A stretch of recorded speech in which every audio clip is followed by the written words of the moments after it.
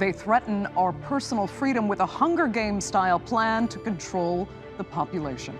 You have no right to do this to limit the way that people can move around their city. It's the so-called climate tyranny or green tyranny, where individual civil liberties are stripped away under the pretext of solving climate change. They don't have facilities around them in 15 minutes to walk to, so once again, ordinary people are being punished more. Well, creepy local authority bureaucrats would like to see your entire existence boiled down to the duration of a quarter of an hour. But 15-minute cities will cost us our personal freedom, and that cannot be right. This is about freedom of choice.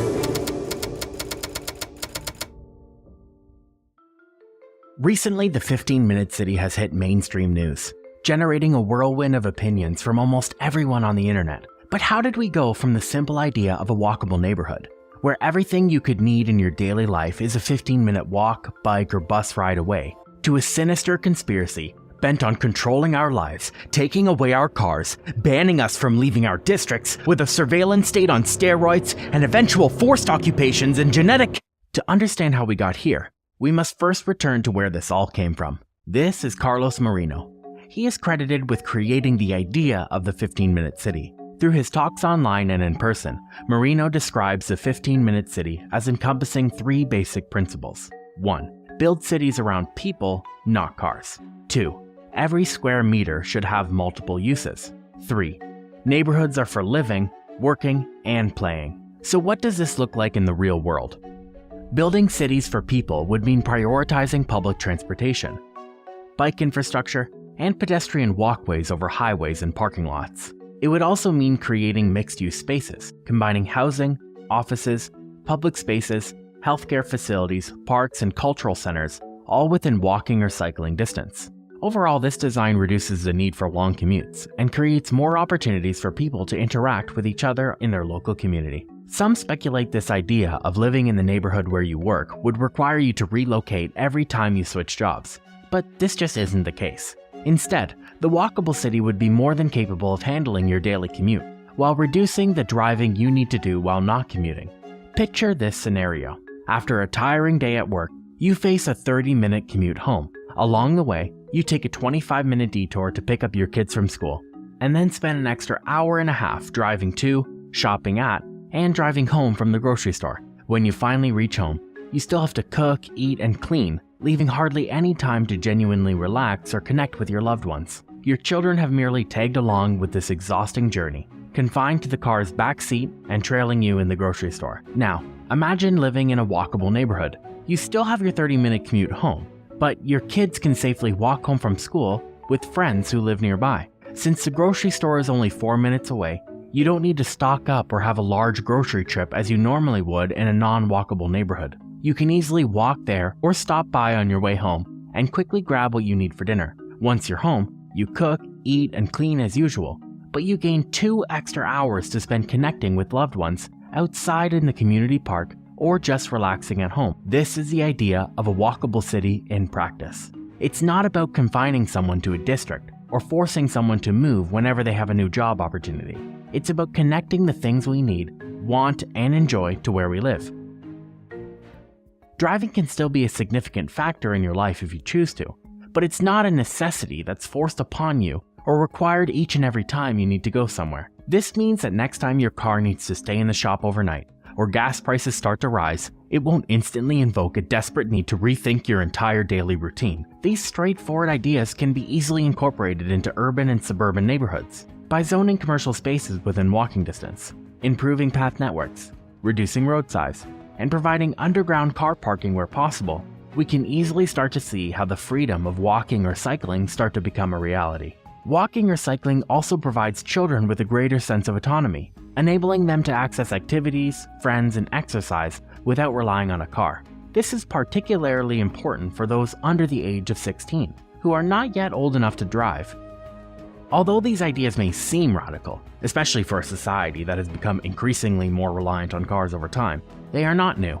Before the invention of the car, streets were designed for people and commerce rather than solely for vehicles. Market Street in San Francisco is an excellent example of this. In the late 1800s, this street was a bustling hub for pedestrians, transit, and commerce. However, as the car's popularity grew in the 20th century, the road became more car-centric, with wider lanes and smaller sidewalks. On the bright side, the city is currently working to reclaim Market Street for pedestrians and cyclists. They've already begun removing private cars from the street and plan to go even further to urbanize this integral part of their city. Our cities have been walkable long before they were drivable. Just take Mesopotamia, for example, a civilization that existed nearly 5,000 years ago. Uruk, believed to be the world's first true city, had a population of 40,000 to 80,000 people. One area, known as AH, had over 50 buildings and 5 neighborhoods, each centered around a local chapel. The city's narrow streets and alleyways made it easy for residents to walk to markets, temples, workplaces, and public facilities. These well-planned neighborhoods supported community and social interaction, creating a vibrant and cohesive environment that prioritizes residents' well-being, which helped the city grow rapidly and remain densely populated for hundreds of years. The convenience of living close to everything outweighed the benefit of living outside the city, especially considering the lack of other travel options available at the time. But we don't need to go back 5,000 years to see what cities were like before the invention and dominance of cars. One of the first cities in our modern world to put the 15-minute city to the test is Paris, France. They have taken several steps to make the city more walkable and bike-friendly, including creating more pedestrian-only areas, reducing car traffic, and increasing bike lanes. They have also made an effort to make local services and amenities more accessible, including adding more green spaces and community gardens, creating pop-up markets, and improving public transportation. Additionally, they've implemented measures to reduce pollution, such as banning diesel cars and promoting electric vehicles. These initiatives aim to reduce the need for cars and make it easier for residents to access the things they need within a 15-minute walk or bike ride from their homes. The concept of a 15-minute city aims to revive a more human-centric lifestyle that has been pushed aside by modern urban planning since the invention and dominance of cars, rather than creating something entirely new. These plans do not require the complete ban on cars to be effective. Instead, they aim to reduce our reliance on cars for everyday tasks, reserving them for those extended road trips to visit family members who live outside the transit network, or for vacations where hitting the road is the goal. I'm a road tripper myself. For almost all my vacations, I've opted to just get in my car and drive, stopping at random motels overnight, asking what the best places are at the local restaurant or pub, and setting off to explore them. What makes these trips great is a sense of exploration and freedom having a car gives me, without needing to rely on anyone else to get to where I want to go, even when I don't know where that is yet. But this sense of freedom is not intrinsic to my car. It's because of the place that I'm in. This same sense of freedom doesn't extend to everywhere I am in my vehicle. When I'm stuck on the highway in bumper-to-bumper traffic, a large portion of me just wants to abandon my car and walk because anything would be better than being stuck. But I can't do that. I have to stay in my car and wait in this wall of traffic until it's passed. This is the absence of freedom, the abstraction of the ideas that car companies have been selling us on. Open roads, wind in my hair, rugged performance. These are quickly replaced in cities by overpacked roads, pollution from exhaust in my hair, and rugged potholes, damaging the most expensive thing I own, despite the repeated attempts to improve road conditions by adding extra lanes. My city's traffic has remained just as bad. While there may have been brief periods of less congestion, they were always temporary. As office spaces filled up, new condos are built, and the city's population increases, traffic inevitably returns to its former bumper-to-bumper state. This phenomenon is known as induced demand. The concept of the 15-minute city aims to tackle traffic congestion by making local services and amenities easily accessible by walking, cycling, or public transit. This, in turn, reduces people's reliance on cars and ultimately decreases traffic for those who still need to drive for commuting or travel purposes. I like to think of my city, or at least the neighborhood I live in, as an extension of my home. I wouldn't want to be getting in my car and driving from my bedroom to my living room, in the same way I don't want to be getting in my car to go from home to the grocery store or park. I know what you're thinking. But what about those grocery trips that require a car? I have a lot of things I need to buy. However, this is exactly where car-dependent cities lead.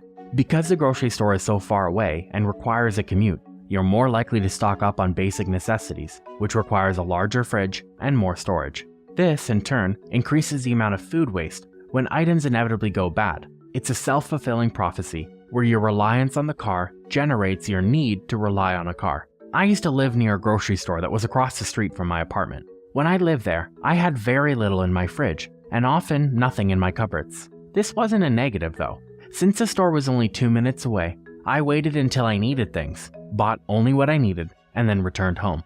This reduced my food waste to near zero, and even reduced the number of trash bags that I used. I didn't need to stock up on things or plan out a large grocery trips in advance, making me more flexible in my social interactions. When I was invited to go out for dinner, I didn't have to worry about those apples in my fridge that are about to go bad. Overall, I spent less money and time than I ever had on food and groceries, as I planned out what I was having for dinner around what was on sale that day. The 15-minute city concept is not a sinister government conspiracy or an attempt to control our lives, but rather a return to the principles of human-centric urban planning that has been overshadowed by the dominance of the car. By creating walkable neighborhoods and reducing our reliance on cars for daily tasks, we can improve our overall quality of life, foster stronger communities, reduce traffic congestion, and pollution. This concept aims to enhance our sense of freedom, autonomy, and well-being we experience in our cities, while still preserving the option to drive when needed. Adopting the 15-minute city model does not mean giving up our love for the open road or our cherished road trips, but rather embracing a more sustainable, healthy, and interconnected way of living that benefits both ourselves and future generations. Making our cities extensions of our homes means we can have better access to the things that matter to us most, whether it's our favorite park, our local farmers market, or our children's school. It means that we can spend more time with our families and friends and less time stuck in traffic. It means we can live healthier and feel more connected to our communities. The 15-minute city is not just a buzzword. It's a vision for the future of urban living that is already taking shape in cities around the world.